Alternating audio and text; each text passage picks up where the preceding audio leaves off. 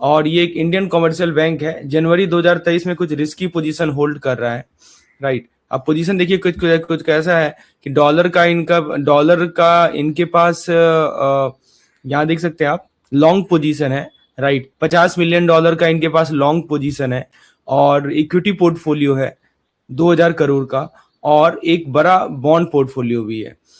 तो फिर मार्च में क्या होता है देख सकते हैं, रुपी स्ट्रांग हो जाता है और आरबीआई रेपो रेट बढ़ा देता है, लिखा है ना मार्च में। मैं आपको ब्रीफ ओवरव्यू दे रहा हूँ क्वेश्चन का, डिटेलिंग हम करेंगे, पहले मैं आपको ब्रीफ ओवरव्यू दे दूं आखिर क्वेश्चन है क्या। तो मार्च में क्या हुआ, मार्च में दोस्तों रुपी एप्रिसिएट हो गई, डॉलर के कंपैरिजन में रुपी स्ट्रांग हो गई और आरबीआई जो है रेपो रेट, देखिए यहाँ दो चीज लिखा है, Indian rupee appreciated and RBI increase the repo rate, ये मार्च में हुआ, ठीक है। तो सवाल ये कर रहा है कि बैंक की जो ट्रेजरी टीम थे ये इवेल्युएट कर रहे थे क्या किया जाए, डॉलर पोजीशन को तुरंत लिक्विडेट कर लें, क्या इंपैक्ट होगा बॉन्ड पोर्टफोलियो पे, ओवरऑल मार्केट रिस्क एक्सपोजर क्या होगा। तो सवाल ये कर रहा है कि आप इस केस के बेसिस पर ये बताइए कि कौन सा स्टेटमेंट जो है जीटीवी के रिस्क एक्सपोजर को बेस्ट डिस्क्राइब करेगा, ठीक है। बहुत अच्छा सवाल है दोस्तों। पहला ऑप्शन ये कर रहा है कि जो जो बैंक है वो केवल और केवल फॉरेक्स रिस्क फेस करेंगी डॉलर पोजीशन के कारण, और बॉन्ड जो है इम्यून है as they are in that banking book. B कह रहा है कि बैंक फॉरेक्स रिस्क फेस करेंगी डॉलर पोजीशन में और प्राइस रिस्क फेस करेंगे इक्विटी पोर्टफोलियो में, और बॉन्ड प्राइस रिस्क को अवॉइड करता है। सी कह रहा है कि बैंक का कोई मार्केट रिस्क ही नहीं है क्योंकि ये कमर्शियल बैंक है जो कि कमोडिटी ट्रेडिंग नहीं कर सकती। डी कह रहा है कि रुपी एप्रिसिएशन जो है बैंक के डॉलर पोजीशन को बेनिफिट करेगा और बॉन्ड का प्राइस बढ़ा देगा। तो दोस्तों यहाँ पे कुछ डेटा दिए गए हैं, आप देख सकते हैं दोस्तों। तो पहले इंडियन कमर्शियल बैंक है, जनवरी 23 में कुछ इन्होंने रिस्की पोजीशन होल्ड करा। ट्रेडिंग डेटा क्या दिया हुआ है देख सकते हैं आप कि डॉलर पोजीशन जो इनके पास है वो $50 मिलियन का है, लॉन्ग पोजीशन है, और at the rate 82 rupees per dollar. Bond जो इनके पास है वो 5000 करोड़ का बॉन्ड है। और ये दोस्तों एक चीज है कि बैंकिंग बुक में ये रखा हुआ है एचटीएम कैटेगरी में, एचटीएम जानते हैं ना, हेल्ड टिल मैच्योरिटी कैटेगरी में। और इक्विटीज इनके पास 2000 करोड़ का इक्विटीज है और ट्रेडिंग पर्पज के लिए, और रुपया पहले था 82 रुपीज, अब हो गया वो 78 रुपीज, राइट, मतलब एप्रिसिएट हुआ है। और आरबीआई ने 50 basis point repo rate increase किया है। तो दोस्तों ये आपके सामने कुछ कंडीशन दिए गए हैं। पहला सवाल आपसे ये पूछता हूं मैं, ये बताइए कि जब आरबीआई रेपो रेट बढ़ाता है, ठीक है, अब यहाँ पे यही हो रहा है ना, आरबीआई ने रेपो रेट बढ़ा दिया, तो आरबीआई जब रेपो रेट बढ़ाता है तो बॉन्ड प्राइस पे क्या इंपैक्ट होता है, राइट। मेरा सवाल ये है कि what happened to the bond price when RBI, bond price up जाएगा या नीचे जाएगा, ये सिंपल सा सवाल है, बताइए जल्दी से क्या इफेक्ट होगा बॉन्ड प्राइस पे। तो मान लीजिए कि आरबीआई है, ये इसने क्या किया कि रेपो रेट को बढ़ा दिया, so what will happen to the bond price. दोस्तों चैट में लिखिए अप या डाउन, आपके स्क्रीन पर आपको एक चैट बॉक्स दिख रहा होगा, जो भी आपको सही लग रहा है लिखिए, नोट कीजिए। तो अभी हम लोग देखेंगे, सबसे पहले देखिए यहाँ पे क्वेश्चन में दे रखा है कि जो बैंक जो था वह ये डॉलर में लॉन्ग पोजीशन रखा हुआ था। Let me change the colour, okay. तो यहाँ पे क्लियरली दे हैव मेंशन कि बैंक ने डॉलर में लॉन्ग पोजीशन रखा हुआ था। इसका मतलब ये हुआ कि बैंक ने डॉलर बाय करके रखा था। लॉन्ग पोजीशन का मतलब ये हुआ कि bank might have by the dollar, fine. और देखिए रुपी अगर स्ट्रांग हो जाए, रुपी स्ट्रांग होने का मतलब कि अभी 82 रुपीज था पर डॉलर, अभी वो 78 रुपीज पर डॉलर हो गया, तो डॉलर की वैल्यू क्या हो जाएगी, गिर जाएगी, right. Dollar value will fall down. तो बैंक का प्रॉफिट हो गया या लॉस हो गया, थिंक अबाउट इट, बैंक का प्रॉफिट हो या लॉस हुआ। अब देखिए कि बैंक ने उसी चीज को खरीदा 82 रुपीज में, अब उसे बेचना पड़ेगा 78 रुपीज में, तो अल्टीमेटली बैंक के लिए तो लॉस ही हुआ ना, ठीक है। कितना का लॉस हुआ जी, अब जरा लॉस कैलकुलेट कर लेते हैं,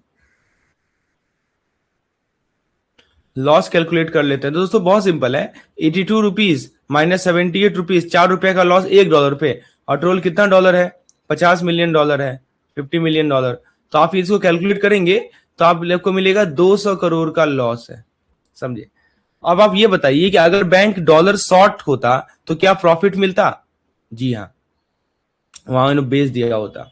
अब देखिए यहां तक तो ठीक है, एक बात तो समझ में आ गई कि रेपो रेट घटने के कारण क्या इंपैक्ट हो रहा है। अब दूसरी बात ये है दोस्तों, ये बताइए कि बैंक के पास इक्विटी पोर्टफोलियो की क्या पोजीशन है। तो इक्विटी वाला केस देखिए, साफ साफ लिखा हुआ है कि बैंक के पास 2000 करोड़ जो है इक्विटीज है, राइट।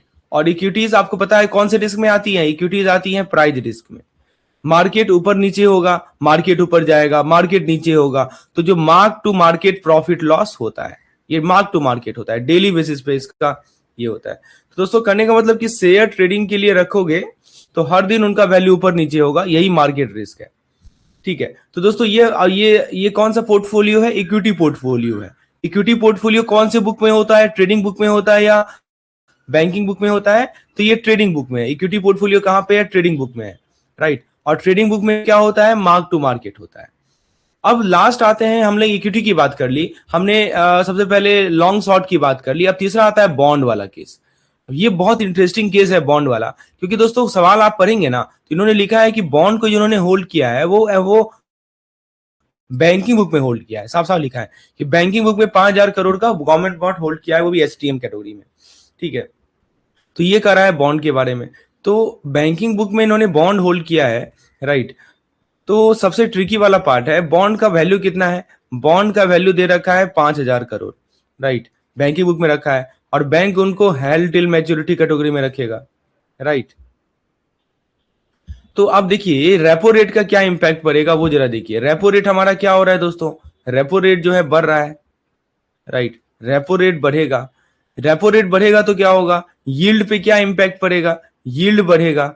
और आपको पता है बॉन्ड प्राइस और यील्ड जो है इनवर्सली रिलेटेड होता है। यही मैं आपसे पूछ रहा था कि बताओ रेपो रेट जब बढ़ेगा तो बॉन्ड प्राइस पे क्या इंपैक्ट पड़ेगा। तो दोस्तों याद रखिएगा कि रेपो रेट बढ़ने से यील्ड बढ़ता है, यील्ड बढ़ने से बॉन्ड प्राइस घटता है। ठीक है यहां तक। अब देखिए सवाल में क्या कर रहा था, मैं आपको वापस सवाल पे ले चलता हूं। यहां देखिए सवाल में ये कर रहा था कि इन्होंने ग्लोबल ट्रेड बैंक ने 5,000 करोड़ का बॉन्ड रखा हेल्ड टिल मैच्योरिटी। कहां पे रखा? बैंकिंग बुक में रखा। तो दोस्तों बॉन्ड 5,000 करोड़ बैंकिंग बुक में रखे हैं और बैंक उनको एसटीएम रखा है। एसटीएम होता है हेल्ड टिल मैच्योरिटी। ठीक है, रेपो रेट हम देख रहे हैं कि आरबीआई ने रेपो रेट बढ़ा दिया। रेपो रेट आरबीआई ने बढ़ाया तो इफेक्ट क्या हुआ? यील्ड बढ़ा, यील्ड बढ़ा तो बॉन्ड का प्राइस घटा। लेकिन बैंक को कोई एमटीएम लॉस नहीं देखेगी। देखिए दोस्तों एमटीएम समझते हैं? एमटीएम क्या होता है? ये क्योंकि ये हेल्ड टिल मैच्योरिटी है ना, एमटीएम होता है मार्क फॉर मार्केट। ठीक है, तो दोस्तों ये क्या है कि ये लॉस दिखेगा ही नहीं। Bank will not face this MTM loss. क्यों? क्योंकि वो बॉन्ड बेचने वाला ही नहीं है। एमटीएम तब ना होता जब डेली बेसिस पे आप उसके प्राइस को चेंज करेंगे। क्योंकि ये बैंकिंग बुक में ये बॉन्ड रखा गया है, so bank will not face the loss. Otherwise bank को लॉस होता, लेकिन यहां पे बैंक को लॉस नहीं होगा। दोस्तों मास्टर रूल याद रखिएगा कि हमने यहां से ये सीखा कि देखो बैंकिंग बुक जो है ना प्राइस रिस्क को अवॉइड करता है। आपको यदि प्राइस रिस्क को अवॉइड करना है ना तो बैंकिंग बुक में वो प्रोडक्ट डाल दीजिए, इससे प्राइस रिस्क आएगा ही नहीं आएगा। जैसे यहाँ पे आप देखिए ना बॉन्ड का प्राइस भले ही घट रहा है लेकिन बैंक को कोई लॉस नहीं हो रही है। क्यों नहीं लॉस हो रही है? क्योंकि उन्होंने बैंकिंग बुक में डाल रखा है बॉन्ड को। यदि यही बॉन्ड वो ट्रेडिंग बुक में डाले होते तब तो उनको एमटीएम करना पड़ता, मार्क टू मैच्योरिटी। लेकिन इन्होंने क्या किया? इन्होंने इस बॉन्ड को कहां पे रखा है? इन्होंने इस बॉन्ड को बैंकिंग बुक में रखा है। तो दोस्तों बैंकिंग बुक क्या होता है, ट्रेडिंग बुक क्या होता है, दोनों में क्या डिफरेंस है, एकदम क्लैरिटी रखना है अपने को। सब कुछ क्लियरली समझना है कि क्या अंतर है, क्या फायदा है बैंकिंग बुक में रखने से। बताइए दोस्तों, कोई भी डाउट हो तो आप अपने चैट बॉक्स का इस्तेमाल कर सकते हैं, राइट। चलिए आगे बढ़ते हैं दोस्तों। यहां से ये बताइए कि बैंकिंग बुक में प्राइस रिस्क होता है? तो जी हाँ, बिल्कुल नहीं होता है। बैंकिंग बुक में किसी प्रकार का प्राइस रिस्क नहीं होता। तो जो कॉन्सेप्ट अभी हमने सीखा, अब आइए इसके बेसिस पे इस क्वेश्चन को सॉल्व करते हैं। सवाल क्या कर रहा है कि based on the case which statement best describe the GTB risk exposure. Option A कह रहा है कि बैंक केवल फॉरेक्स रिस्क फेस कर रही है और बॉन्ड इम्यून है क्योंकि बैंकिंग बुक में है। क्या लगता है दोस्तों, क्या बैंक केवल फॉरेक्स रिस्क फेस कर रही है? यहाँ पे देखिए इनका इक्विटी पोर्टफोलियो भी है, इनका बॉन्ड पोर्टफोलियो भी है, इनका आपका डॉलर पोजीशन भी है। तो दोस्तों ये गलत है। इक्विटी में तो प्राइस रिस्क आ ही रहा है ना, प्राइस रिस्क की तो कोई बात कभी तक किया नहीं है। इक्विटी पोर्टफोलियो में तो प्राइस रिस्क आ ही रहा है क्योंकि ये डेली मार्क टू मार्केट है। तो ऑप्शन नंबर ए तो गलत होगा। बी में पढ़िए, बी में क्या लिखा है? बी में लिखा है, ऑप्शन बी में लिखा है कि बैंक जो है फॉरेक्स रिस्क फेस करेगा डॉलर पोजीशन पे, प्राइस रिस्क फेस करेगा इक्विटी पोर्टफोलियो पे, और बॉन्ड जो है प्राइस रिस्क को अवॉइड करता है। जी हाँ दोस्तों, अब बताइए ऑप्शन नंबर बी देख के आपको क्या लग रहा है? सही नहीं लग रहा है दोस्तों? तो यही सही जवाब है, बिल्कुल एक्यूरेट है। कि देखिए फॉरेक्स में क्या हुआ, फॉरेक्स लॉस भी हुआ है इन्हें। फॉरेक्स लॉस हुआ कि नहीं हुआ? देखिए ना, इनका लॉन्ग पोजीशन है। लॉन्ग पोजीशन का मतलब ये हुआ कि 82 रुपया $1 के रेट पे इन्होंने खरीदा। अब हुआ क्या कि मार्केट में डॉलर एप्रिसिएट हुआ, अब वही 82 रुपया 78 रुपया पे चला गया, 78 रुपीज हो गए।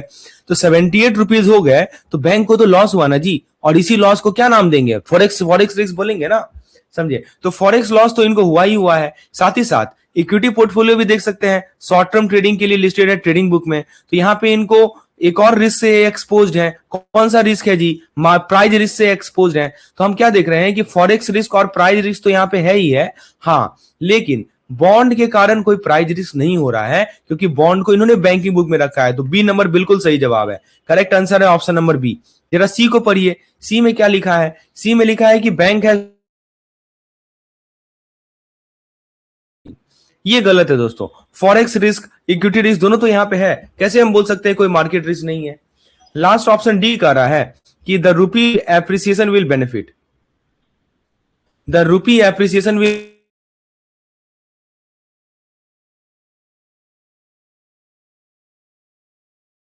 एप्रिसिएशन का मतलब क्या होता है, स्ट्रांग होना। रूपी स्ट्रांग हुआ तो डॉलर की वैल्यू गिरती है, राइट, तो ये लॉस होगा।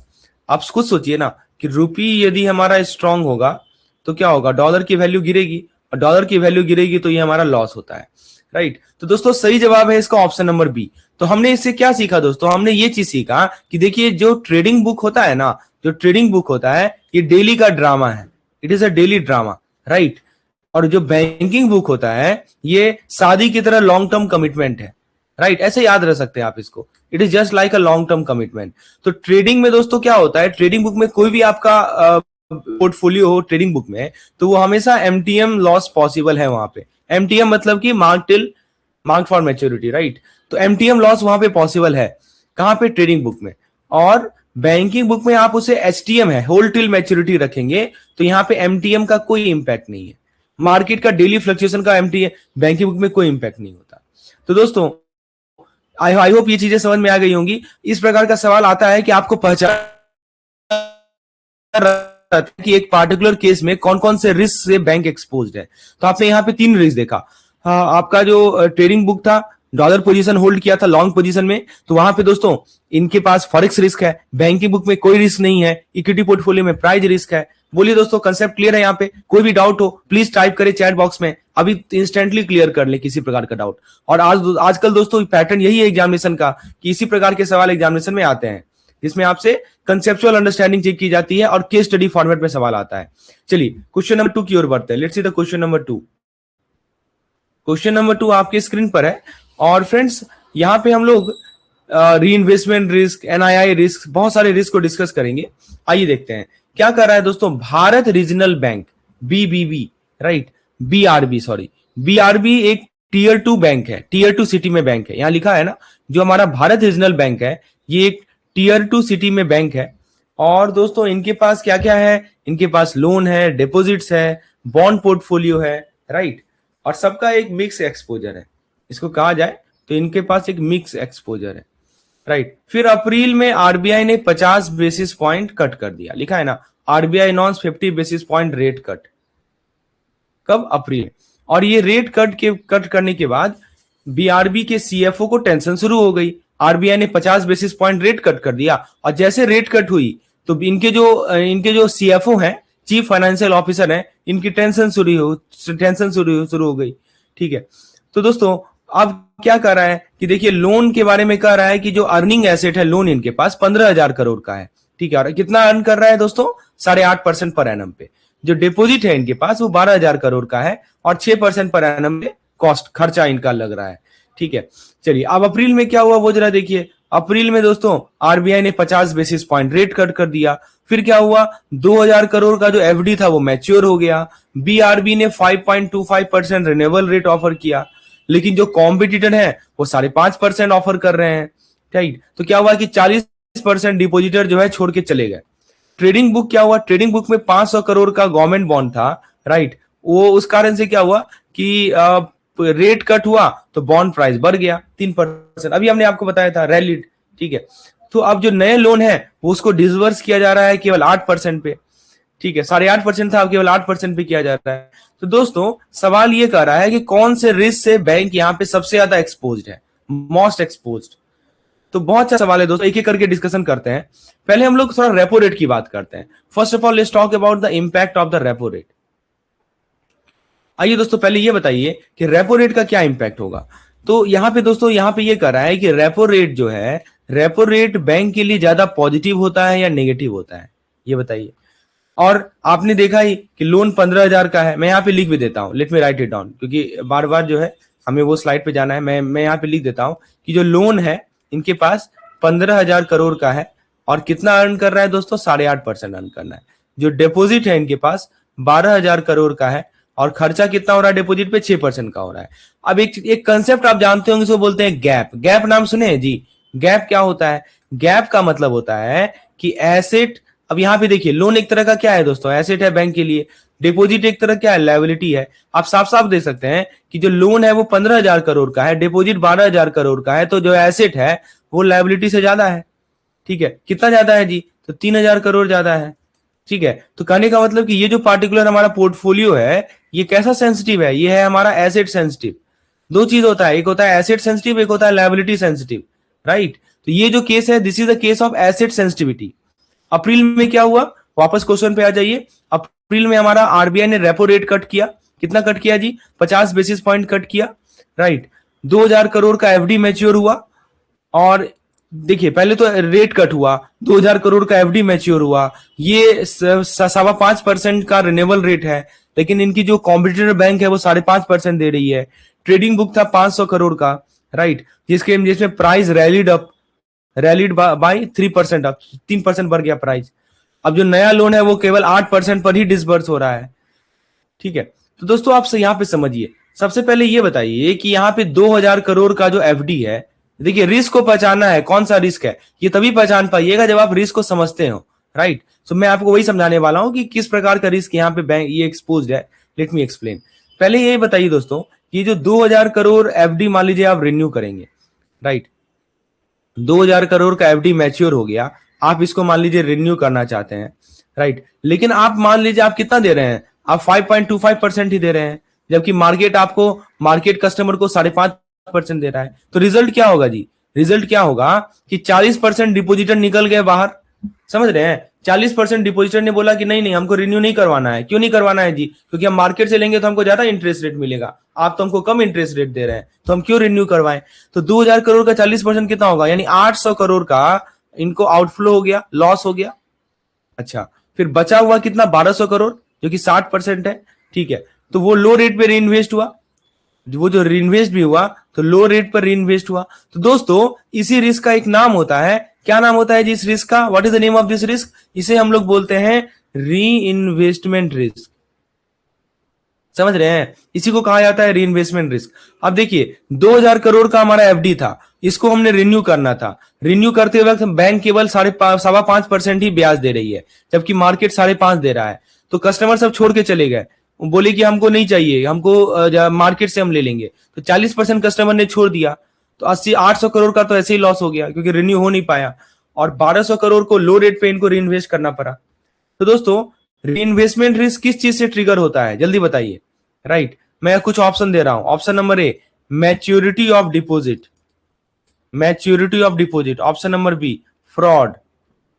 Option number C, forex fluctuation. बताइए दोस्तों, तीन ऑप्शन मैंने दिया है, आप चैट बॉक्स का इस्तेमाल कीजिए, जल्दी बताइए री इन्वेस्टमेंट रिस्क किस चीज से ट्रिगर होता है, राइट। तो री इन्वेस्टमेंट रिस्क का मतलब होता है दोस्तों कि फ्यूचर कैश फ्लो को किस रेट पर दोबारा इन्वेस्ट कर सकते हैं, इसकी अनसर्टेनिटी। मतलब हमें जो मैच्योर होगा कोई भी पोर्टफोलियो, तो वो जो फ्यूचर कैश फ्लो आएगा उसको किस रेट पे निवेश करेंगे, इसी का रिस्क होता है। तो यहाँ पे बैंक मैच्योर डिपॉजिट दोबारा सेम रेट पर अट्रैक्ट नहीं कर पाया, मतलब फुल री इन्वेस्टमेंट हुआ नहीं, लोअर रेट पे हुआ। तो दोस्तों सबसे बड़ा ट्रिगर पॉइंट होता है मैच्योरिटी ऑफ डिपॉजिट। आपका मान लीजिए कोई डिपॉजिट है, राइट, वो मैच्योर हो गया, लेकिन मैच्योर होने के बाद जो जिस रेट पे आप उस पैसे को री इन्वेस्ट करेंगे वो रेट तो सेम नहीं रहेगा, अल्टीमेटली लॉस होता है बैंक को, राइट। तो ये सबसे बड़ी बात है। तो इसी को बोलते हैं हम लोग री इन्वेस्टमेंट रिस्क। अब सेकेंड तरह के रिस्क की बात करते हैं, जो कि यहाँ पे अब बैंक एक्सपोज है। आपने कभी नाम सुना है इसका? Have you heard the name of net interest position risk? Have you heard the name of net interest position risk? तो दोस्तों अब जो सेकंड रिस्क है वो जो कि बैंक एक्सपोज है, वो ये रिस्क है। देखिए इसका बीआरबी यानी कि जो हमारी बैंक है, इसका बैलेंस शीट एसेट सेंसिटिव है। अभी आपने देखा इसका जो बैलेंस शीट है ये क्या है जी, एसेट सेंसिटिव है। एसेट सेंसिटिव का मतलब कि लोन जो है डिपॉजिट से ज्यादा है। कितना ज्यादा है जी, 3,000 करोड़ ज्यादा है। अच्छा, अब रेट कट हो गया, रेट कितना गिर गया, रेट जो है अब देखिए ना, लोन पे जो पहले रेट था, लोन पे जो पहले रेट था वो था 8.5%, अब वही रेट घट के हो गया 8%। ये इफेक्ट क्यों क्या पड़ा, आरबीआई ने रेपो रेट घटा दिया। मैं आपको वापस क्वेश्चन पे ले चलता हूं। यहां पे देखिए सारा लिखा है कि पहले लोन पे इसको रेट मिल रहा था 8.5% का, अब रेट घट के हो गया 8%, राइट। तो यहां पे आप साफ देख सकते हैं कि ये लोन का रेट घट गया है, राइट, फ्रॉम 8.5 टू 8। तो अब जब देखिए एसेट ज्यादा है, रेट गिरने से बैंक का जो नेट इंटरेस्ट इनकम होगा ये कम ना हो जाएगा जी। अब सोचिए ना, बैंक जो है एसेट सेंसिटिव है, रेट घट गया तो इसका इंपैक्ट क्या होगा कि जो बैंक का नेट इंटरेस्ट इनकम है ये कम हो जाएगा, राइट। तो रेट गिरने से बैंक को एनआईआई में नुकसान होती ही है। तो दोस्तों याद रखिएगा कि हमारा बैंक यदि एसेट सेंसिटिव हो और रेट कट हो जाए, राइट, तो फिर वो खराब है। तो दोस्तों याद रखिएगा एसेट सेंसिटिव, देखिए ऐसे याद रखिए, एसेट सेंसिटिव हो, राइट, रेट गिर जाए, कौन सा रेट जी, रेपो रेट गिर जाए तो इनकम गिरेगा, और इनकम गिरेगा तो एनआईआई हमारा गिरेगा। समझे, चलिए यहां तक क्लियर है। अब जरा बॉन्ड प्राइस को देख लेते हैं। एक और यहां पे कंसेप्ट है जो कि है हमारा बॉन्ड प्राइस, आइए उसे भी डिस्कस कर लेते हैं। देखिए जरा बॉन्ड प्राइस के साथ क्या हुआ, तो इसी को कहते हैं हम लोग नेट इंटरेस्ट पोजीशन रिस्क, क्योंकि दोस्तों एनआईआई हमारा इफेक्ट हो रहा है ना, that's why we call it net interest position risk. अब जरा बॉन्ड प्राइस देखिए, बॉन्ड प्राइस पे क्या इंपैक्ट होता है उसको भी जरा देखते हैं। क्या लिखा है जी बॉन्ड प्राइस के रिगार्डिंग, देखिए लिखा है इन्होंने कि बॉन्ड प्राइस 3% बढ़ गया। यहां देखिए लिखा है ना, bond price rallied up by 3%।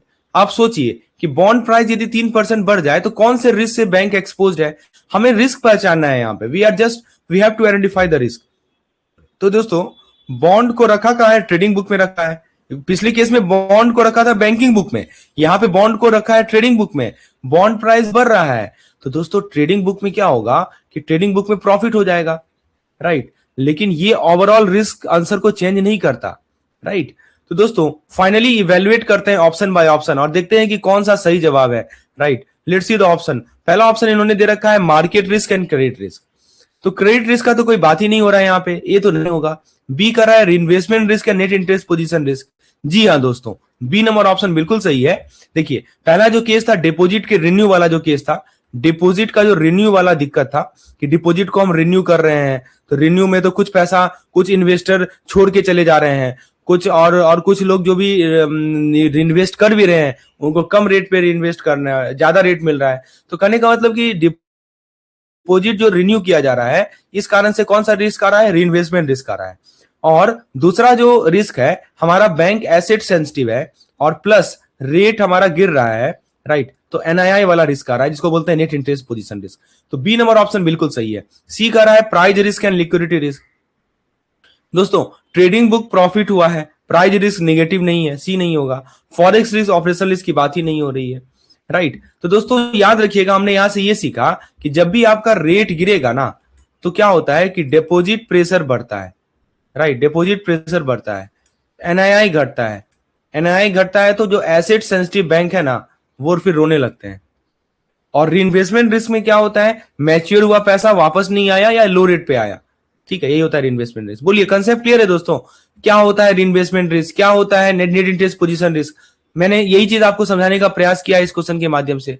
कहीं भी डाउट हो दोस्तों किसी भी स्टेप में प्लीज बताइएगा, क्योंकि जब तक आप रिस्क को नहीं पहचानेंगे, रिस्क को समझेंगे नहीं तो फिर पहचान कैसे पाएंगे कि इस केस में कौन सा रिस्क है। ऑप्शन तो कंफ्यूजिंग बनाता ही है ताकि आप गलती करें। हमें गलती करने से बचना है, हमें समझना है कि सिनेरियो कैसा है, कौन सा रिस्क कब कब यहां कब की कौन सा रिस्क सामने आता है, we have to understand that. चलिए क्वेश्चन नंबर 3 को देखते हैं। बहुत इंटरेस्टिंग सवाल है दोस्तों, एग्जाम फेवरेट कंसेप्ट को डिकोड करेंगे। दोस्तों भारत रत्न बैंक के पास बहुत सारे रिटेल लोन है, they have a large portfolio of retail loan. किसके पास दोस्तों, भारत रत्न बैंक के पास, जो कि आरएलआर समझते हैं ना, रेपो लिंक्ड लैंडिंग रेट से लिंक्ड है। मतलब आरबीआई ने पॉलिसी बदली, लोन रेट तुरंत चेंज हो गया, ठीक है। आरबीआई ने जैसे पॉलिसी बदली, देखिए यही फायदा होता है ना आरएलआर का, जैसे आरबीआई ने पॉलिसी बदला तुरंत लोन का रेट चेंज हो गया। लेकिन डिपॉजिट, डिपॉजिट वो तो फिक्स्ड रेट टर्म डिपॉजिट थे, राइट। डिपॉजिट जो थे वो फिक्स रेट टर्म डिपॉजिट थे, जिनका रेट आप तब तक चेंज नहीं कर सकते जब तक वो मैच्योर ना हो जाए। आरबीआई ने क्या किया कि रेपो रेट को 50 बेसिस पॉइंट से कट कर दिया, ठीक है, तो ताकि इकोनॉमी को सिमुलेट कर सके। तो लोन का रेट तुरंत नीचे गिर जाएगा, डिपॉजिट की रेट नीचे ही नहीं गिरेगी। तो सवाल ये कर रहा है कि किस तरह के रिस्क से बैंक यहां पे एक्सपोज्ड है, ठीक है, मतलब यही सवाल है। तो ऑप्शन दे रखा है gap risk, basic risk, investment risk, operation risk. बहुत अच्छा सवाल है दोस्तों, टाइप कीजिए। तो दोस्तों अपना गेस टाइप कीजिए चैट बॉक्स में, please type your guess in the chat box. Is it A, B, C और D? What do you think, कौन सा रिस्क से बैंक एक्सपोज्ड है? हम देख रहे हैं कि रेपो रेट घट रहा है, तो हमारा लोन है वो रेट तो इंपैक्ट हो रहा है, लेकिन डिपॉजिट वाला रेट अनइंपैक्टेड है, उस पर कोई फर्क ही नहीं पड़ रहा है। तो दोस्तों सवाल ये कर रहा है कि कौन सा रिस्क से बैंक यहां एक्सपोज्ड है। चलिए कंसेप्ट क्लियर करते हैं। Let's first of all clarify the concept here. तो दोस्तों ये बताइए कि लोन का जो रेट है वो फ्लोटिंग रेट है, साफ साफ लिखा हुआ है क्वेश्चन में कि जो हमारा लोन का रेट है ये कैसा रेट है, फ्लोटिंग रेट है, ठीक है। फ्लोटिंग रेट है जो कि हमारे RLR से लिंक्ड है, ठीक है। और जो एफडी है हमारा डिपॉजिट है ये फिक्स रेट है, राइट, इसको आप रिड्यूस नहीं कर सकते। तो रिजल्ट क्या होगा कि जो लोन का इनकम, आप बताइए यदि रेपो रेट घट जाए तो लोन का इनकम घट जाएगा, लेकिन जो डिपॉजिट का जो कॉस्ट है, खर्चा जो है वो वही का वही रहेगा ना जी। तो जो हमारा नेट इंटरेस्ट मार्जिन होता है, नेट इंटरेस्ट मार्जिन क्या होता है, ठीक है, ये होता है rate sensitive asset minus rate sensitive liability. अब बताइए कि ये हमारा अल्टीमेटली क्या हो जाएगा, घट जाएगा जी, मार्जिन हमारा घट जाएगा। क्यों घट जाएगा?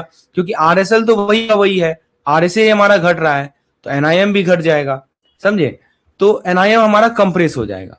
तो अब ये सोचिए कि अगर आपका लोन रेट गिर गया पर डिपॉजिट रेट सेम रहेगा तो बैंक का मार्जिन घट जाएगा, ठीक है। तो दोस्तों फ्लोटिंग रेट, अब एक सिंपल सा यहाँ पे मिसमैच भी आपको दिख रहा होगा, लेट मी एक्सप्लेन। एक आपको यहाँ पे मिसमैच भी दिख रहा होगा कि देखिए फ्लोटिंग रेट, फ्लोटिंग एसेट है हमारा, राइट, लोन, मैं यहाँ पे लिख देता हूं। एक मिसमैच और एक और चीज दिख रहा है आपको कि हमारा जो फ्लोटिंग एसेट है ये क्या है, हमारा लोन है, और जो लायबिलिटी है ये फिक्स्ड है, फिक्स्ड लायबिलिटी है जो कि हमारा डिपॉजिट है। अब बताइए रेपो रेट को हमने घटा दिया तो क्या होगा कि जो लोन का रेट है ये तुरंत गिर जाएगा, और जो एफडी रेट है, एफडी रेट सेम ही रहा, एफडी रेट सेम है। तो इसी मिसमैच को हम लोग एक नाम देते हैं जिसको बोलते हैं बेसिस रिस्क। क्या बोलते हैं इसको? Basis risk. देखिए दोस्तों समझने का प्रयास कीजिएगा कि बेसिस रिस्क क्या होता है। This is called the basis risk. हमारा लोन जो है फ्लोटिंग एसेट है, डिपॉजिट जो है फिक्स लायबिलिटी है, रेपो रेट घटा, लोन का रेट घटा, एफडी रेट सेम है, this is called basis risk, ठीक है। तो दोस्तों बेसिक रिस्क किस कारण से होता है? मैं कुछ ऑप्शन दे रहा हूं। Option A timing, option B magnitude. किस चीज का मिसमैच है जी? टाइमिंग का मिसमैच है या मैग्नीट्यूड का मिसमैच है? तो दोस्तों ये समझने का प्रयास कीजिएगा गैप रिस्क क्यों नहीं है, बेसिक रिस्क कब होगा, ये सब समझने का प्रयास कीजिएगा क्योंकि ऑप्शन में गैप रिस्क भी दिया हुआ है। देखिए दोस्तों गैप रिस्क ना टाइमिंग पे, इसका सही जवाब है मैग्नीट्यूड। गैप रिस्क जो है ना टाइमिंग पे डिपेंड करता है, ठीक है, रेट कब रिसेट हो रही है। गैप रिस्क हमेशा टाइमिंग पे डिपेंड करता है कि हमारा जो रेपो रेट है वो कब रिसेट होता है। बेसिक रिस्क मैग्नीट्यूड पर डिपेंड करता है, रेट कितना चेंज हो रहा है। मैग्नीट्यूड का मतलब कि रेट कितना चेंज हो रहा है, गैप का मतलब टाइमिंग, कब कब रिसेट हो रही है। तो यहां पे टाइमिंग का इशू नहीं है, there is no issue of timing here. Issue यही है कि लोन तुरंत 50 बीपीएस नीचे आ गया और डिपॉजिट 1 बीपीएस भी नहीं नीचे आया, समझे बात को। तो यही दिक्कत है कि मैग्नीट्यूड का अंतर है, कितना घट गया, कितना चेंज हुआ। There is no issue of timing here, the main issue is the rate change. जैसे ही रेपो रेट कम होगा ना हमारा लोन का रेट इमीडिएटली कम हो जाएगा, लेकिन एफडी रेट जरा सा भी नहीं चेंज होगा, तो मैग्नीट्यूड का बदलाव आ रहा है जिस कारण से बेसिक रिस्क होगा। क्लियर है दोस्तों? तो दोस्तों एक सिंपल सा लाइन याद रखिएगा कि गैप रिस्क का मतलब होता है वैन। कभी बहुत सारे लोग ना कंफ्यूज होते हैं कि सर यहाँ पे गैप रिस्क लगेगा या यहाँ पे बेसिक रिस्क लगेगा। तो एक रूल याद रखिएगा, गैप रिस्क मतलब वैन, मतलब टाइमिंग की बात होती है, और बेसिक रिस्क का मतलब होता है दोस्तों हाउ मच, यानी कितना, समझे, यानी मैग्नीट्यूड की बात होती है। दोस्तों ये सब चीज आपको बुक में नहीं मिलेगा, सब चीज तोड़ तोड़ कर समझाया जाता है आपको इस सेशन में, ताकि आपको कंसेप्चुअल क्लैरिटी हो, आप सब चीज को आइडेंटिफाई कर सके, ऑप्शन को एलिमिनेट कर सीख सकें। चलिए, तो दोस्तों याद रखिएगा, लोन इनकम घटेगा, डिपॉजिट कॉस्ट सेम है, स्प्रेड पतला हो जाएगा, एनआईएम कंप्रेस हो जाएगा। यही होता है बेसिक रिस्क का रिएक्शन। अब आ जाइए क्वेश्चन में और जरा ऑप्शन को देखते हैं। Let's see the option. तो ऑप्शन नंबर ए कह रहा है गैप रिस्क। नहीं जी, गैप रिस्क तो टाइमिंग मिसमैच के कारण होता है। बी कह रहा है बेसिक रिस्क, बिल्कुल सही। सी कह रहा है रीइन्वेस्टमेंट रिस्क। तो दोस्तों यहाँ पे देखिए हो क्या रहा है कि जो मैच्योर अमाउंट है इसको न्यू रेट पर रीइन्वेस्ट करने का रिस्क होता है। यहाँ पे रीइन्वेस्टमेंट का इशू ही नहीं है। एक्चुअली मैच्योर अमाउंट को रीइन्वेस्टमेंट का रिस्क होता है ना, यहाँ पे रीइन्वेस्टमेंट का इशू ही नहीं है। ऑपरेशनल रिस्क तो पॉलिसी मिसमैच के कारण होता है, ये तो नहीं है। तो दोस्तों याद रखिएगा कि जब भी लोन का रेट घट जाए, ठीक है, और जो डिपॉजिट का रेट है वो चेंज ना हो, ठीक है, तो वहां पे जो रिस्क आता है इसका नाम होता है बेसिक रिस्क। तो गैप को याद रखिएगा टाइमिंग से, यही हमने सीखा, गैप को याद रखिएगा टाइमिंग से और बेसिस को याद रखिएगा मैग्नीट्यूड से। बोलिए कंसेप्ट क्लियर है दोस्तों? कंसेप्ट क्लियर है ये वाला कि बेसिक रिस्क गैप रिस्क में क्या अंतर होता है, कैसे हम समझेंगे किस प्रकार के रिस्क से बैंक एक्सपोज्ड है? Please let me know in the chat box. Chat box का इस्तेमाल कीजिए और अपना रिस्पॉन्स हम तक पहुंचाइए। कहीं भी डाउट हो just type, I will explain each and every point. अब अगला सवाल है, इंटरेस्ट रेट रिस्क का वो डायमेंशन कवर करेंगे जो एग्जाम में सबसे ज्यादा कंफ्यूज होता है। एनआईआई स्टेबल हो सकता है बट एमबी टूट सकता है। देखते हैं दोस्तों, सवाल ये कर रहा है कि बैंक का नाम इन्होंने दे रखा है कैपिटल कोर बैंक, ठीक है। इनको एक रेट शॉक मिला। क्या रेट शॉक मिला जी? कि सेंट्रल बैंक ने 100 बेसिस पॉइंट इंटरेस्ट रेट बढ़ा दिया। तो बैंक का नाम है कैपिटल कोर बैंक, इन्होंने सेंट्रल बैंक ने इंटरेस्ट रेट को 100 बेसिस पॉइंट बढ़ा दिया। अब जो स्ट्रेस टेस्ट का रिपोर्ट आता है, इन्होंने स्ट्रेस टेस्ट कंडक्ट किया, इसका रिपोर्ट आया और क्या दिखता है कि जो हमारा एनआईआई है वो स्टेबल है। वो स्टेबल है, एनआईआई फिर भी स्टेबल है क्योंकि बैंक की लायबिलिटी एसेट से पहले रिप्राइज होती है। तो दोस्तों फिर क्या हुआ, लॉन्ग टर्म बॉन्ड का प्रेजेंट वैल्यू गिर गया, राइट। यहां देखिए लिखा है ना, लॉन्ग टर्म का सिग्निफिकेंट ड्रॉप, इस कारण से और बैंक की जो मार्केट वैल्यू ऑफ इक्विटी है जोर से नीचे गिर गई। तो सवाल ये कर रहा है कि जो डिक्लाइन हुआ बैंक कोर कैपिटल के मार्केट वैल्यू ऑफ इक्विटी में, ये इंटरेस्ट रेट रिस्क के किस डायमेंशन को दिखा रहा है? Revenue perspective, economic value perspective, reinvestment risk, refinancing risk. दोस्तों सवाल ये कर रहा है कि सेंट्रल बैंक ने 100 बेसिस पॉइंट इंटरेस्ट रेट बढ़ाया, स्ट्रेस टेस्ट रिपोर्ट आता है और क्या दिखता है कि जो नेट इंटरेस्ट इनकम है वो स्टेबल है, लेकिन लॉन्ग टर्म बॉन्ड का प्रेजेंट वैल्यू गिर गया, right. Sharp decline in the present value of the long term bond. मतलब देखिए एनआईआई पे ज्यादा इंपैक्ट नहीं पड़ा, वो स्टेबल ही रहा, लेकिन जो बॉन्ड का जो प्राइस था ना, लॉन्ग टर्म बॉन्ड पोर्टफोलियो का जो प्राइस था वो हमारा गिर गया, राइट। तो दोस्तों यहां पे ये डिसाइड करना है कि आईआरआर किस डायमेंशन आईआरआर को हिट किया गया है, ठीक है। अब आप कुछ सवाल का थोड़ा जवाब दीजिए। देखिए मैं आपको लॉजिक, आपका थॉट प्रोसेस डेवलप करता हूं कि कैसे आप सोचें इस क्वेश्चन को सॉल्व करने का। देखिए बस ये बताइए दोस्तों कि हमारा यदि इंटरेस्ट रेट बढ़ जाए तो लॉन्ग टर्म बॉन्ड का जो प्राइस है इस पे क्या इंपैक्ट पड़ेगा? What will be the impact on the long term bond price? Will it increase और विल इट डिक्रीज? जल्दी बताइए दोस्तों। इंटरेस्ट रेट हमारा बढ़ रहा है, so how it will impact the bond price? बहुत सिंपल सा सवाल आपसे मैंने पूछा है, आपको ये पता ही है कि इनवर्सली रिलेटेड होता है, तो लॉन्ग टर्म बॉन्ड प्राइस क्या हो जाएगा? घट जाएगा, ठीक है। रेट कितना बढ़ा जी? एक बार मैं यहां लिख देता हूं। देखिए रेट जो है, ये रेपो रेट जो बढ़ा है वो 100 बेसिस पॉइंट बढ़ा है, ठीक है।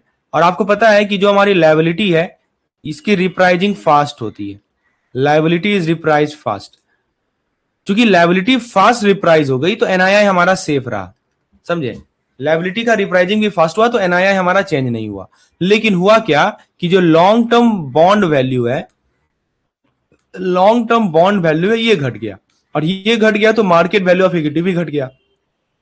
तो इशू ये हुआ कि इशू यहां पे आ रहा है कैपिटल हमारा इरोड हो गया। This is called capital erosion. इसको हम लोग इनकम इरोजन नहीं बोलते, इसको बोलते हैं कैपिटल इरोजन। तो दोस्तों एक सवाल का जवाब दीजिए कि जो एनआईआई है, नेट इंटरेस्ट इनकम है, ये कौन से पर्सपेक्टिव में आता है? Does it come under the revenue perspective और does it come under the economic perspective? बताइए कौन से पर्सपेक्टिव में आता है दोस्तों।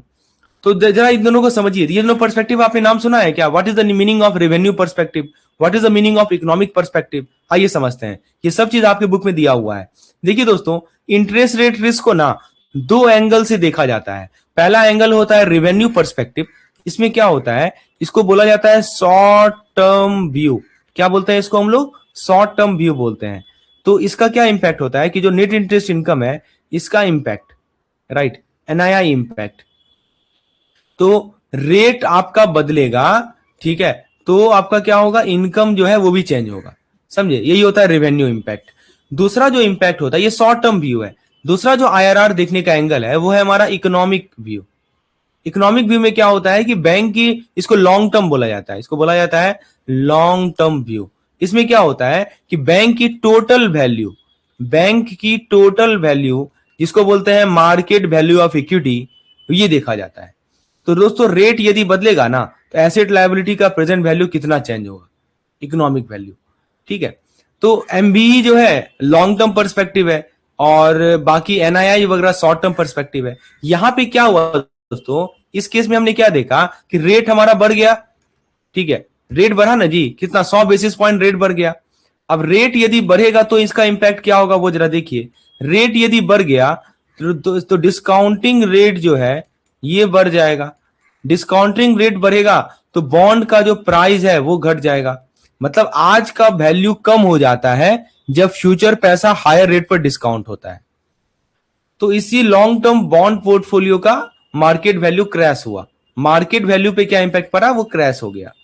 ठीक है, तो इकोनॉमिक पर्सपेक्टिव का सही जवाब क्या है हमारा, इकोनॉमिक पर्सपेक्टिव। क्यों, क्योंकि केस में एनआईआई तो चेंज नहीं हुआ ना, एनआईआई तो वही का वही रहा, मतलब रिवेन्यू पर्सपेक्टिव हमारा ठीक है।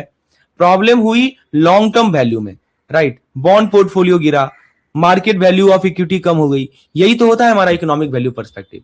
अब यदि हम वापस क्वेश्चन पे आए और जरा ऑप्शन को देखें, let's see the option that they have provided. Yes, so here we are. So option A जो दे रखा है, I think we have discuss it, yes here we are, revenue perspective. क्या लगता है जी, रेवेन्यू पर्सपेक्टिव नहीं, रेवेन्यू देखिए आप एनआईआई, जब भी रेवेन्यू को चेक करना हो ना, एनआईआई देखिए, क्या एनआईआई चेंज हुआ, आंसर है नहीं चेंज हुआ, तो रेवेन्यू पर्सपेक्टिव तो होगा नहीं। फिर आता है हमारा economic value perspective. Economic value perspective क्या करता है, तो इकोनॉमिक वैल्यू पर्सपेक्टिव यहाँ पे सही जवाब है कि जो हमारा एमबीई है, मार्केट वैल्यू ऑफ इक्विटी है, ये गिरेगा, कैपिटल जो है वो इरोड होगा, राइट, तो लॉन्ग टर्म वैल्यू इंपैक्ट होगा। री इन्वेस्टमेंट रिस्क नहीं है, फ्यूचर कैश फ्लो को किस रेट पे री इन्वेस्ट करोगे, यहां तो हो नहीं रहा है। रिफाइनेंसिंग रिस्क नहीं है, तो सही जवाब है इसका ऑप्शन नंबर बी। तो दोस्तों एक लाइन इस, बस इसको याद कर लीजिए, बहुत काम आएगा, कि जब भी आपका एनआईआई हिलेगा, एनआईआई चेंज होगा, इसको बोला जाता है रेवेन्यू पर्सपेक्टिव। और जब भी आपका market value of equity change होता है, इसको बोला जाता है इकोनॉमिक वैल्यू पर्सपेक्टिव। समझे, तो आईआरआर पहले किसको हिट करती है, अर्निंग को हिट करती है, फिर कैपिटल को हिट करती है। हमेशा याद रखिएगा कि जो इंटरेस्ट रेट रिस्क है पहले किसको हिट करेगी, पहले हमारे अर्निंग को हिट करेगी, अर्निंग यानी एनआईआई को हिट करेगी, और फिर जाके जो है वो कैपिटल को हिट करती है। समझे, तो दो पर्सपेक्टिव होता है आईआरआर को देखने का, एक होता है अर्निंग और एक होता है हमारा इकोनॉमिक, रेवेन्यू और इकोनॉमिक। ठीक है, चलिए अगला सवाल देखते हैं। अगला सवाल दोस्तों क्लाइमेट रिस्क पर बेस्ड है, ये नए सिलेबस में ऐड हुआ था, इस पे सवाल आता ही आता है। तो सवाल ये कर रहा है कि देखिए एपेक्स टेक्सटाइल है, यहाँ पे मैं ले चलता हूं आपको सवाल पे। एपेक्स टेक्सटाइल है, ये कोस्टल एरिया में फैक्ट्री चला रहा है, ठीक है, ये अपना प्रोडक्शन फैसिलिटी कहाँ चला रहा है, कोस्टल एरिया में चला रहा है, राइट, जहां पे लिखा हुआ है ना ह्यूमिडिटी है, ठीक है, फ्लडिंग है, मानसून पहले कॉमन थे। कंपनी ने लोन लिया फैक्ट्री एक्सपेंशन के लिए, company secured a significant loan to expand it the factory footprint, ठीक है। लेकिन उसके बाद दो क्लाइमेट इवेंट हुए। दो क्लाइमेट इवेंट क्या हुए, एक साइक्लोन आया जिस कारण से इमीडिएट डैमेज हुआ वेयर हाउस को, और दूसरा क्या हुआ, सी लेवल बढ़ा, rise in the sea level, जिससे आपका फ्लडिंग आई, मशीनरी कॉरोजन हुआ।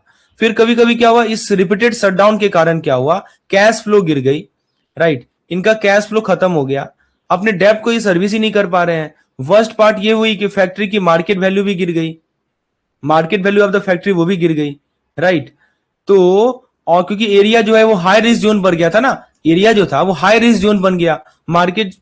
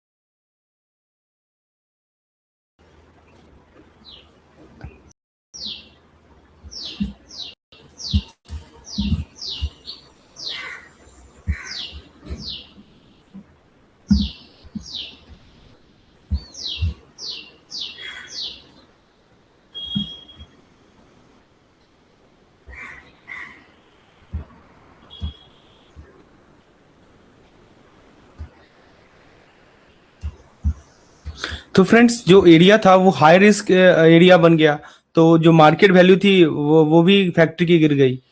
तो हमें ये आइडेंटिफाई करना है कि बैंक को लॉस हुआ, कौन सा रिस्क ट्रांसमिशन मैकेनिज्म इफेक्टिव हुआ।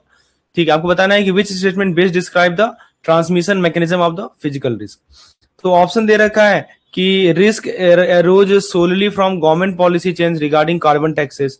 बी कह रहा है acute and chronic climate event cause directly direct asset damage and business disruption. C कह रहा है कि borrower fail to repay due to global economic recession unrelated to the local weather condition. D कह रहा है financial loss was primarily driven by the borrower inability to transition to green energy technology. तो देखिए दोस्तों, scenario को मैं आपको summarise कर देता हूं। कुछ इस प्रकार का सिनेरियो है यहाँ पे, और इस प्रकार का सवाल आता ही आता है एग्जामिनेशन में। आपको कौन सा रिस्क बैंक एक्सपोज है ये पहचाना रहता है। Let me explain. देखिए, सबसे पहले क्या हुआ कि हमारा जो साइक्लोन है वो हिट किया। साइक्लोन हिट किया तो क्या हुआ, ware house damage warehouse house damage हुआ तो क्या हुआ, इमीडिएट जो है रिपेयर कॉस्ट बढ़ गया, इमीडिएट रिपेयर कॉस्ट। फिर क्या हुआ इसके बाद कि हमारा जो सी लेवल है, सी लेवल बढ़ा। सी लेवल बढ़ा तो क्या हुआ, मशीनरी खराब हो गई, राइट। मशीनरी खराब हुई तो क्या हुई, डिटेरिएट हो गया, लॉन्ग टर्म डिटेरिएशन आ गया। फिर क्या हुआ, प्रोडक्शन बंद हो गया। प्रोडक्शन बंद क्या हुआ तो क्या हुआ, कैश फ्लो घट गया। ठीक है, अब कैश फ्लो घटेगा तो ईएमआई पेमेंट नहीं कर पाएगा।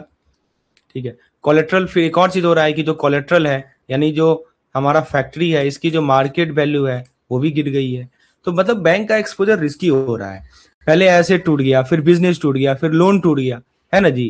पहले एसेट टूट गया, वेयर हाउस, फिर बिजनेस बिजनेस भी टूट गया, और फिर लोन भी टूट गया। तो दोस्तों, कैश फ्लो गिरने से बैंक को कौन सा रिस्क होता है, मार्केट या क्रेडिट।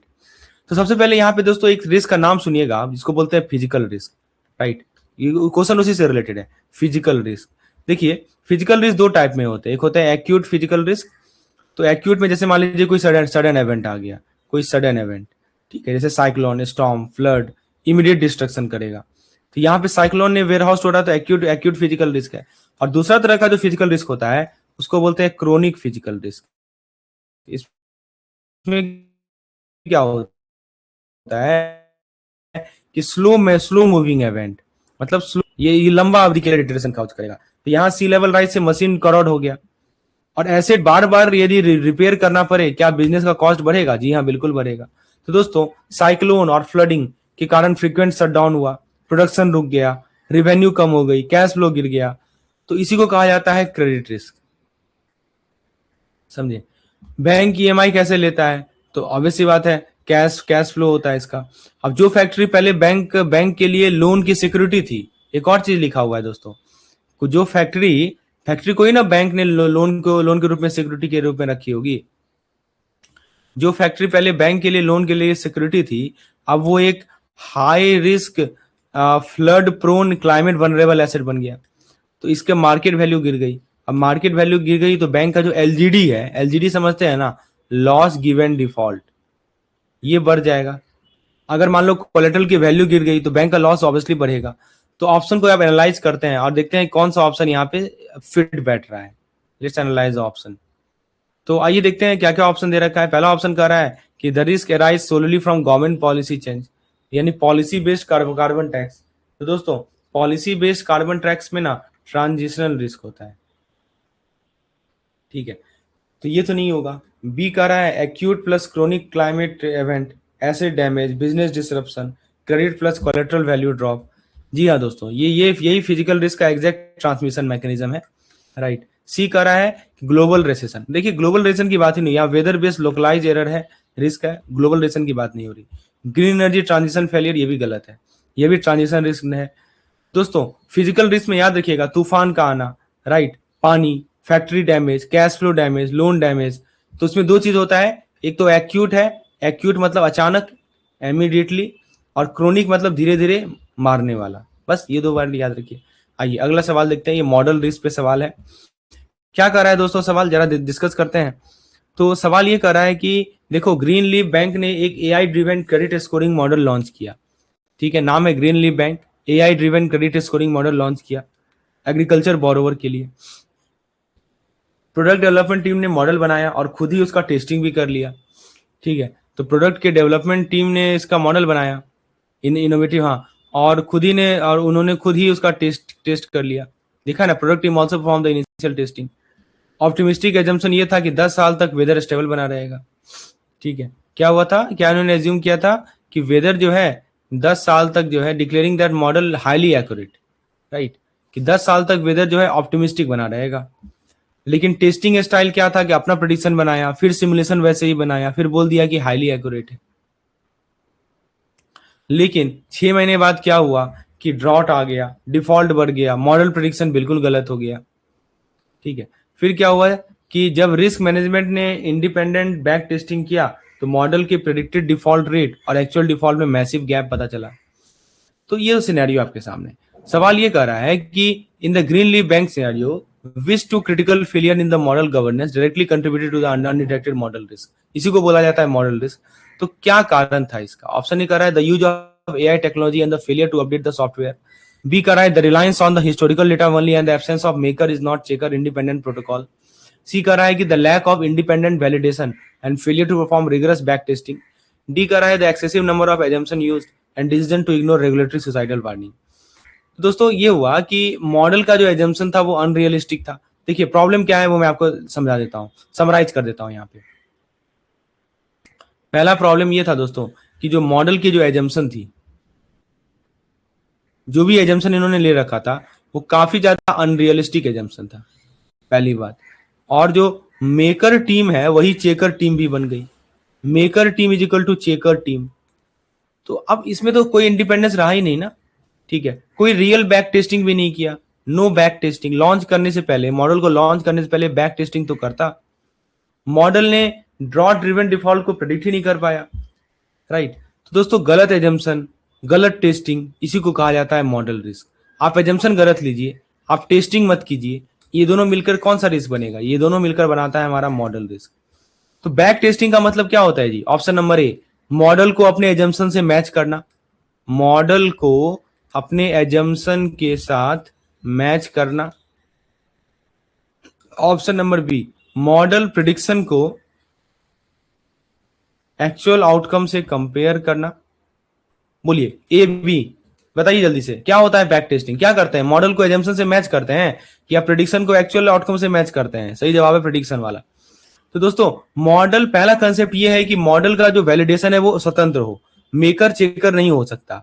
मेकर यानी जिसने मॉडल बनाया है वो वैलिडेशन नहीं करेगा, वरना बायस तो पक्का रहेगा। तो ग्रीन लीफ बैंक ने यही गलती की, प्रोडक्ट टीम ने खुद ही टेस्टिंग की, मतलब कोई इंडिपेंडेंट चेक हुआ नहीं। ठीक है, और दोस्तों बैक टेस्टिंग भी नहीं था इनके पास, मतलब मॉडल का प्रेडिक्शन और एक्चुअल और रियल वर्ल्ड आउटकम दोनों को कंपेयर करने को ही बैक टेस्टिंग बोलते हैं, समझे। लेकिन ग्रीन लीफ बैंक ने ये भी नहीं किया। एक्चुअल ड्रॉट डिफॉल्ट जब आया तब पता लगा कि प्रेडिक्शन रियलिटी नहीं है, तो गैप काफी ज्यादा था। तो ये दो इनका प्रॉब्लम था जिस कारण से इशू आए, मॉडल रिस्क से एक्सपोज हुई बैंक। तो आप सवाल को जरा ऑप्शन को देख लेते हैं। तो यहाँ पे ऑप्शन दिया हुआ है कि the use of AI plus software update failure. AI का फॉल्ट नहीं है, गवर्नेंस का फॉल्ट था। बी कह रहा है historical data Reliance plus maker is not checker missing. दोस्तों देखिए पार्शियली ट्रू है, पर सिनेरियो में जो जोर दिया जा रहा है वो बैक टेस्टिंग पर जोर दिया जा रहा है। सी कह रहा है no independence back testing, yes correct, plus sorry no independence validation plus rigorous back testing. जी हाँ दोस्तों, सी सही जवाब है। एग्जैक्टली यही सिनेरियो में है कि इंडिपेंडेंट वैलिडेशन नहीं है और back testing outcome actual outcome से पहले नहीं हुआ। और डी कह रहा है कि excessive assumption ignoring regulatory warning. तो एजम्पशन हाई थे, गवर्नेंस फेलियर, तो ये नहीं होगा, सी नंबर सही है। तो मॉडल रिस्क का फॉर्मूला यही है दोस्तों। कैसे पहचानिएगा मॉडल रिस्क है?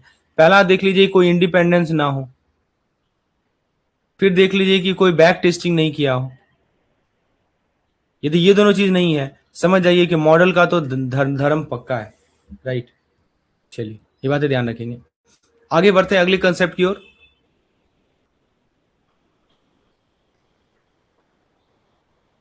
आई थिंक ये क्वेश्चन भी जो है ना इसी मॉडल रिस्क से रिलेटेड है, तो इसको मैं स्किप कर रहा हूँ, राइट, क्योंकि मॉडल रिस्क पे क्वेश्चन हमने अभी देखा ही है, प्रिडिक्शन और आउटकम वाला, बैक टेस्टिंग वाला। थोड़ा इसको देखते हैं, ये वाला सवाल देखते हैं। क्या कह रहा है? एपेक्स बैंक के बारे में सवाल है। आइए देखते हैं इसको। सवाल ये कर रहा है दोस्तों कि बेसिकली एपेक्स बैंक ने डिसाइड किया कि 1 साल के अंदर हम डिजिटल लैंडिंग में मार्केट लीडर बनेंगे, to become a market leader in the digital lending within 1 year. सुनने में अच्छा लगा, पर प्लानिंग जीरो है, प्लानिंग कुछ है ही नहीं इनके पास, राइट। और आईटी रेडीनेस चेक नहीं है, देखिए, without assessing the IT readiness, इन्होंने आईटी रेडीनेस चेक नहीं की, साइबर सिक्योरिटी को इन्होंने इग्नोर किया, राइट। तो यानी सीधा सीधा हाई स्पीड गाड़ी बिना ब्रेक के। डेडलाइन मीट करने के चक्कर में उन्होंने एक जल्दी जल्दी में बना हुआ क्रेडिट स्कोरिंग मॉडल यूज किया। डेडलाइन मीट करना था ना, तो उन्होंने जो पहले से बना हुआ क्रेडिट स्कोरिंग मॉडल है वो इन्होंने यूज किया, जो कि जिसमें बहुत सारी एजम्पशन वेरीफाई भी नहीं की गई थी, क्योंकि मॉडल है तो एजम्पशन वेरीफाई कीजिएगा ना आप। अब सोचिए क्या होगा, गेस कीजिए क्या होगा। मॉडल ने डिफॉल्ट बहुत कम प्रेडिक्ट किए, मॉडल ने बहुत कम डिफॉल्ट प्रेडिक्ट किए, लोन अप्रूव होते रहे, राइट, और बैड लोन स्काई रॉकेट हो गए, समझे। तो मीडिया ने एक्सपोज कर दिया, पब्लिक ट्रस्ट क्रैश हो गया, डिपॉजिटर ने पैसा निकालने शुरू कर दिए। तो सवाल ये कर रहा है कि कौन सा इसका चेन रिएक्शन को सही तरह से एक्सप्लेन कर रहा है। Reputation, strategic model, model strategic reputation, strategic model reputation, operational credit strategic. चलिए दोस्तों, बहुत अच्छा सवाल है। पहले हम लोग तीनों रिस्क को थोड़ा सा मीनिंग क्लियर कर लेते हैं। पहले स्टार्ट करते हैं हम लोग स्ट्रेटेजिक रिस्क से। Let's first start with the strategic risk. क्या होता है ये कि देखिए, स्ट्रेटेजिक रिस्क का मतलब ये होता है कि प्लानिंग नहीं करना, प्लानिंग की गलती। बोर्ड ने एग्रेसिव टारगेट सेट किया, बोर्ड ने क्या सेट किया, एग्रेसिव टारगेट, राइट, पर resources, IT readiness, cyber security कुछ भी नहीं किया। तो यही यहाँ किया क्या होता है कि जो आपका गोल है, आपकी जो स्ट्रेटजी है, राइट, आपकी जो रिसोर्सेज है, इसका मिसमैच होना, गोल, स्ट्रेटजी, रिसोर्सेज का क्या होना, मिसमैच होना, समझे। और इसी कहा जाता है स्ट्रेटजिक अलाइनमेंट फेलियर। तो स्ट्रेटजी बिना रिस्क और रिसोर्स का सक्सेसफुल हो ही नहीं सकता, समझे। तो ये तो स्ट्रेटजिक रिस्क हो गया।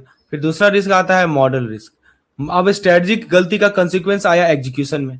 आपने कोई स्ट्रेटजी नहीं, आपने गोल नहीं सेट किया, आपने स्ट्रेटजी नहीं बनाया, आपका रिसोर्स नहीं है, ठीक है, तो वो बात है। अब आता है कि मॉडल रिस्क। देखिए, स्ट्रेटजिक गलती का जो कंसिक्वेंस होता है ना, वो आता है कहाँ पे, एग्जीक्यूशन में। कंसिक्वेंस आता है आपके एग्जीक्यूशन में। मॉडल को आपने जल्दी डिप्लॉय कर दिया, राइट, मॉडल को आपने क्या कर दिया, जल्दी डिप्लॉय कर दिया, एजम्पशन वेरीफाई नहीं किए, ठीक है, मॉडल ने डिफॉल्ट प्रोबेबिलिटी अंडर एस्टिमेट कर दी। तो दोस्तों याद रखिएगा कि आपका मॉडल यदि गलत हो, रॉन्ग मॉडल, तो डिसीजन भी गलत होगा, रॉन्ग डिसीजन, तो क्या होगा, आउटपुट भी आपका गलत होगा। तो यही तो है मॉडल रिस्क। तो दोस्तों, अगर मॉडल एजम्पशन गलत हो तो क्या एरर श्योर शॉट होते हैं? जी हाँ दोस्तों। और एक और जो इंपॉर्टेंट रिस्क है वो आता है हमारा रेपुटेशन रिस्क। क्या आता है जी? रेपुटेशन।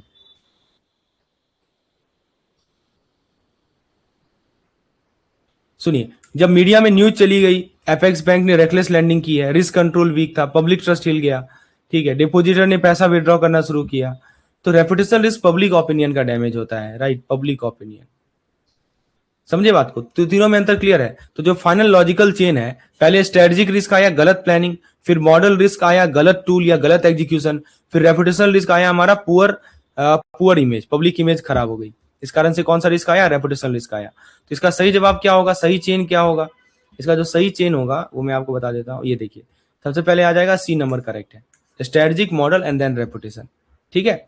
तो जब भी पुअर प्लानिंग होगा तो स्ट्रेटेजिक रिस्क होगा, याद रखिएगा। जब भी मॉडल आपका फ्लॉड होगा, मतलब आपने आपने जो है मॉडल रिस्क के बारे में क्या बोला कि देखिए, दो चीज कारण मॉडल रिस्क आता है। एक तो आपका आपने बैक टेस्टिंग नहीं की, आपने जो एजम्पशन लिया वही गलत किया, ठीक है, तो वो दोनों कारण से मॉडल रिस्क आएगा। और यदि फिर फाइनली हमारा रेपुटेशन रिस्क आता है। देखिए ना आपस में कैसे लिंक्ड रिलेटेड होते हैं। आइए अगला सवाल देखते हैं दोस्तों। यहाँ पे हम लोग मेट्रो बैंक का आउटेज वाला केस है। मेट्रो बैंक ने क्या किया, पीक टाइम में सॉफ्टवेयर अपडेट फेल हो गया। यहाँ देखिए साफ साफ लिखा हुआ है, एक बैंक है जिसका नाम इन्होंने दे रखा है मेट्रो बैंक। और क्या हुआ दोस्तों कि पीक टाइम था, उस वक्त इनका सॉफ्टवेयर अपडेट फेल हो गया, right, software updated fail during a peak hour. और कस्टमर अकाउंट 12-24 घंटा फ्रीज हो गया। Breakdown, legal fine, repair, staff training cost, right, सब सब हुआ। तो अब देखिए रूट काउज क्या था, रूट काउज यही था कि जो हमारे जूनियर, यहाँ देखिए लिखा है जूनियर डेवलपर थे ना, जूनियर डेवलपर ने टेस्टिंग को बाईपास की, स्टैंडर्ड टेस्टिंग प्रोटोकॉल को ही बाईपास कर दी, ठीक है। डिप्लॉयमेंट के लिए रस किया, रस डिप्लॉयमेंट स्केड्यूल, और सॉफ्टवेयर फेलियर था।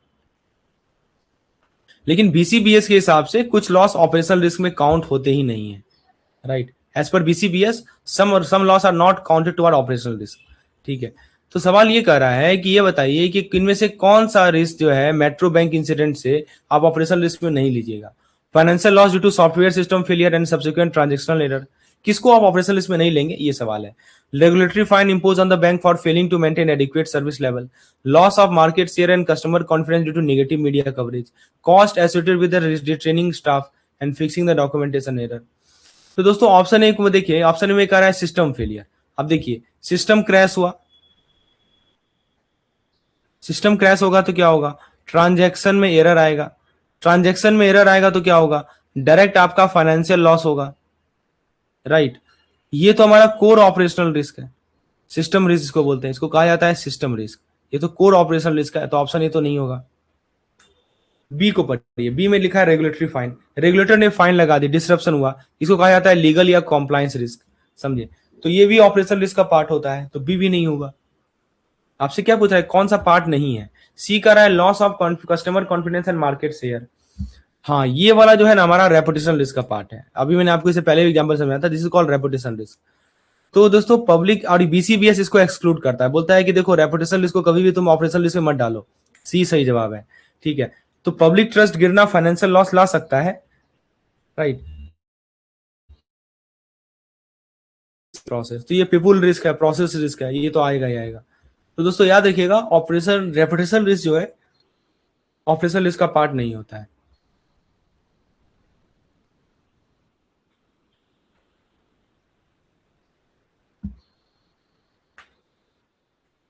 चलिए एक सवाल हम लोग कंट्री रिस्क और क्रेडिट रिस्क पे भी कर लेते हैं।